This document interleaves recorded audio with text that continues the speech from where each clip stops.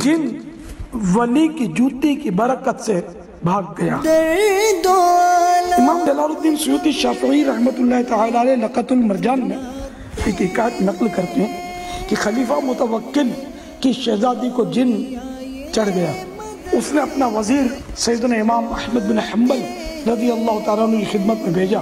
امام احمد بن حنبل نے اپنی مبارک جوتی اس کو دے کر فرمایا کہ تم جاؤ اور اس لڑکی پر جو جن ہے اس سے کہو کہ دو باتوں میں سے ایک پسند کر لے، یا تو اس لڑکی کو چھوڑ دے یا پھر 70 جوتیاں کھانے کے لیے تیار ہو جائے۔ جن نے اس لڑکی کی زبان سے کہا کہ میں نے سنا اور اطاعت کی، یعنی میں مانوں گا، یہ تو اللہ کے نیک بندے ہیں، فرما بردار ہیں، اور ہم فرما برداروں کی تو ساری کائنات اطاعت کرتی ہے اور مانتی ہے۔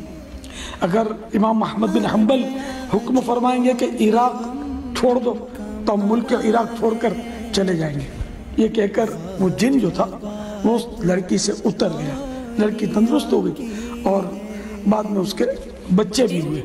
تو اے عاشقان اولیاء، دیکھا آپ نے جب ولی اللہ کی جوتی کی یہ شان ہے تو نبی اللہ صلی اللہ تعالی علیہ وآلہ وسلم کی نال پاک یعنی مبارک جوتی کا کیا عالم ہوگا۔